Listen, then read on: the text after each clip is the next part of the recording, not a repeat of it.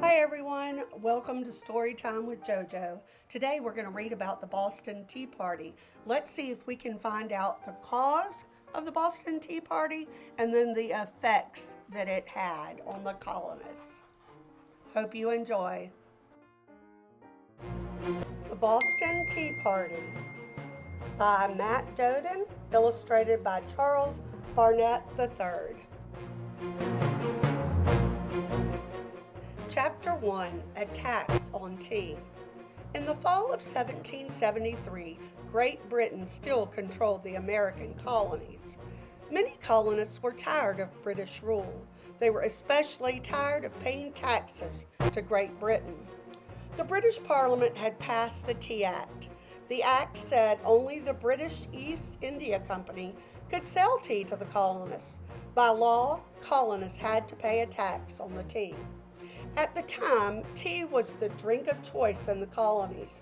Most colonists drank at least 2 cups of tea every day.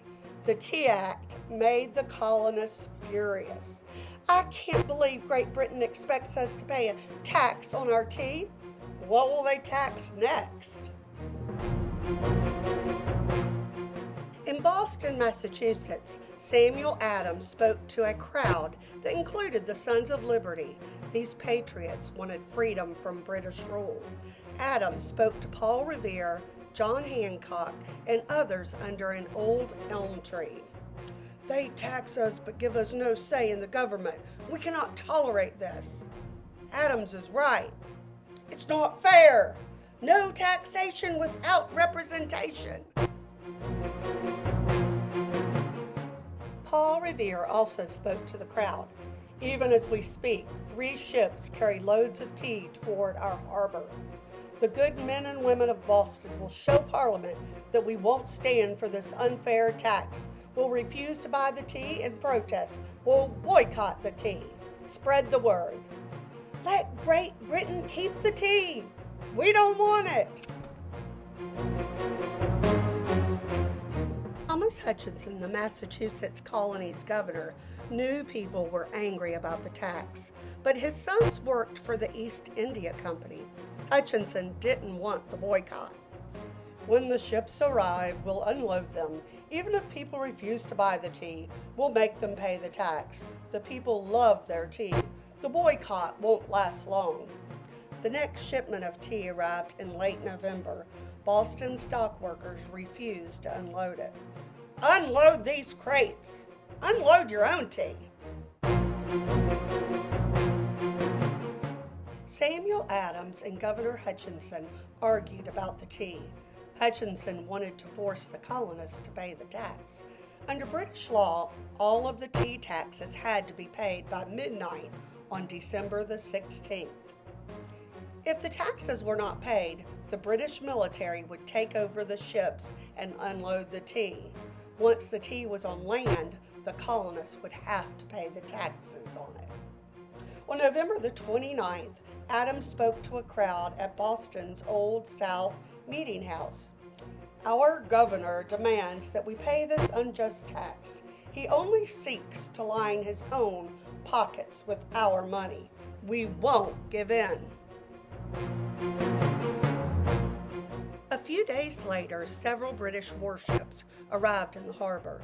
The people of Boston grew nervous. Would the British respond to their actions with violence?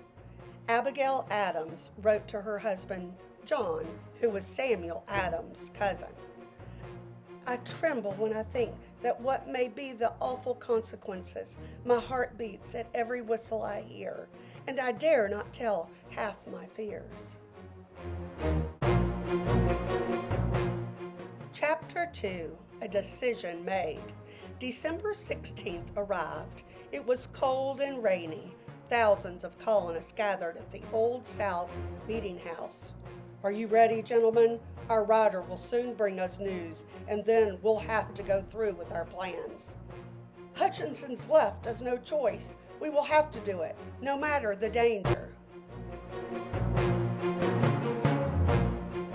A man rode toward the meeting house after speaking with Governor Hutchinson. Hutchinson won't change his mind. He won't send the tea back. We have no choice then. Adams knew it was time for the colonists to take action against Great Britain. Hutchinson has refused to send the tea back. This meeting can do nothing more to save this country. Suddenly, about 50 men rushed out of the building. They planned to board the ships and throw the tea into the harbor. Their faces were painted and they were dressed to look like Indians. To the harbor! The colonists knew no one would believe they were Indians. They hoped their costumes would keep them from being recognized. They were afraid the British would punish them for dumping the tea. Tonight, Boston Harbor is a teapot. Adams and many other leaders stayed behind as the disguised colonists ran out of the building. Hutchinson will be eager to blame us for this, Hancock. We cannot be there when it happens.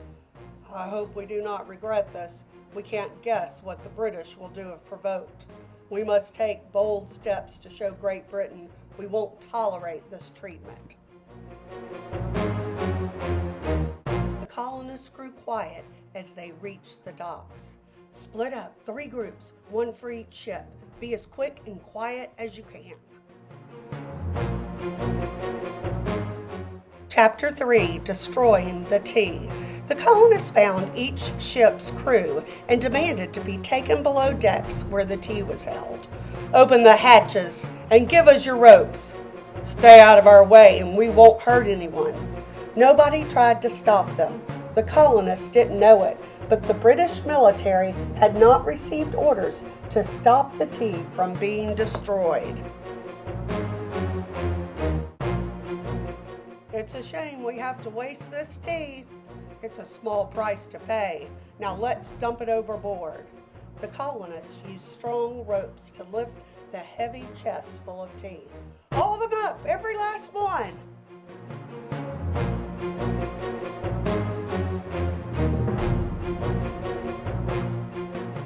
A large crowd watched from the docks. Just look at them dumping all that tea. Stay quiet, don't attract any attention.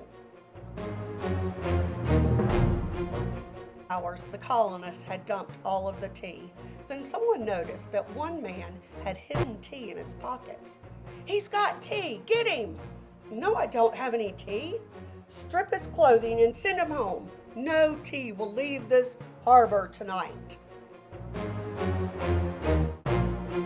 Sweep the deck clean, men. Don't leave any tea behind. The colonists then disappeared into the night. They won't be happy in Britain when they hear about this. This will teach them to tax us unfairly. Chapter 4, The Party's Over. A British admiral watched as the colonists left. He knew they would be punished for destroying the tea. Well, boys, you have had a fine, pleasant evening for your Indian caper, haven't you? But mind, you have got to pay the fiddler yet. Writers quickly spread the word of the Boston Tea Party. Colonists in New York, Philadelphia, and other cities celebrated the news. Samuel Adams was pleased with the Tea Party. He wrote to a friend about how the colonists were feeling after their act of rebellion.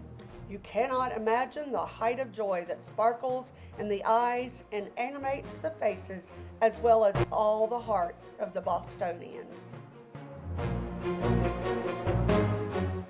A month later, news of the Tea Party reached Great Britain's King George and Parliament. How dare they? We must punish them. We don't know exactly who was involved. I said punish them, all of them. We will not tolerate such disobedience in Boston. Shut them down, squeeze until they're begging to pay for every last leaf of tea they destroyed. Great Britain passed a new set of harsh laws meant to close the port of Boston. The colonists called them the Intolerable Acts. With the port closed, goods could not be shipped in or out of the city. The acts also said only the governor of Massachusetts could call town meetings. We cannot accept these laws. How will we get food and clothing? Adams is right. We must fight. Other colonies helped Boston. They sent food, clothing, and supplies. The colonies will unite to show Great Britain we can stand on our own. In Philadelphia, Sam Adams met with leaders from the other colonies. They discussed how to fight the new laws. This meeting was the First Continental Congress. We will stop all trade with Great Britain. They cannot rule us any longer. Less than a year and a half after the Boston Tea Party, the Revolutionary War began. The colonists had started the fight that earned them independence and gave birth to a new nation, the United States of America.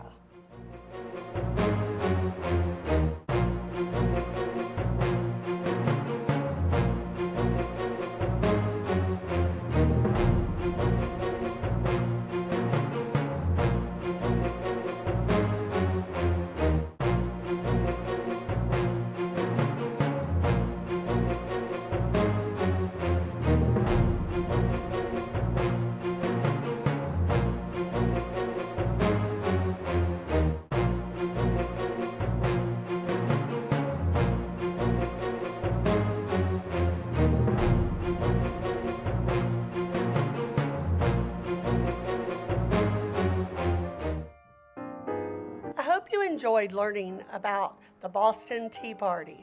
Did you find out the cause of the Boston Tea Party? I hope you enjoyed it. I'll see you next time with Storytime with JoJo. Bye.